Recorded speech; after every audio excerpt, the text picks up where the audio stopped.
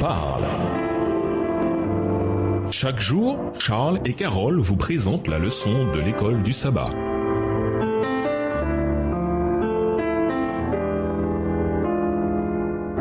Bienvenue dans votre émission Dieu nous parle. Nous voilà au jeudi 15 décembre, Satan démasqué. Lisons Jean 12, les versets 30 à 32. Que dit Jésus sur Satan en parlant de la croix et du grand conflit? Jean 12, les versets 30 à 32, Jésus dit: « Ce n'est pas à cause de moi que cette voix s'est fait entendre, c'est à cause de vous. Maintenant a lieu le jugement de ce monde. Maintenant le prince de ce monde sera jeté dehors. Et moi, quand j'aurai été élevé de la terre, j'attirerai tous les hommes à moi. » Après avoir parlé de la mort de Jésus sur la croix, Ellen G. White a évoqué l'impact puissant qu'elle a eu pour le ciel et l'univers spectateur. Les accusations mensongères de Satan contre le caractère et le gouvernement de Dieu apparurent sur leur vrai jour.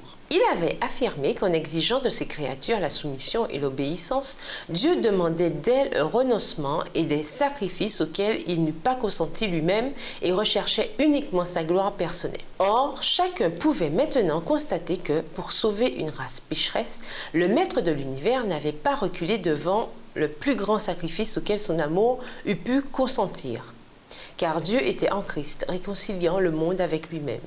2 Corinthiens 5, le verset 19.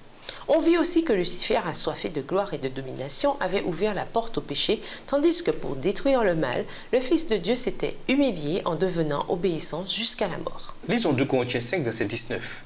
De quelle manière la mort du Christ réconcilie-t-elle le monde déchu avec Dieu? 2 Corinthiens 5, le verset 19, « Car Dieu était en Christ, réconciliant le monde avec lui-même, en n'imputant point aux hommes leur offense, et il a mis en nous la parole de la réconciliation. » Le monde était tombé dans le péché, dans la rébellion.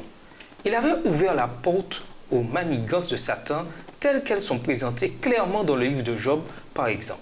Mais Jésus, en prenant sur lui l'humanité sans jamais perdre sa divinité, a formé un lien indissoluble entre le ciel et la terre et, par sa mort, il a garanti la disparition finale du péché et de Satan. À la croix, Jésus a payé la peine légale du péché, réconciliant ainsi le monde déchu avec Dieu.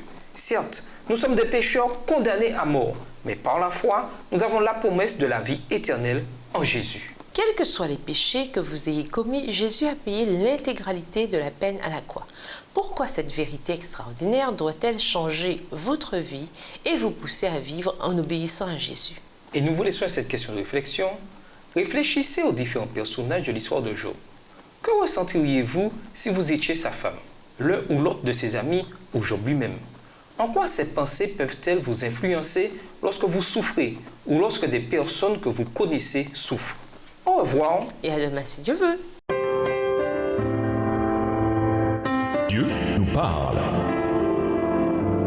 Chaque jour, Charles et Carole vous présentent la leçon de l'école du sabbat.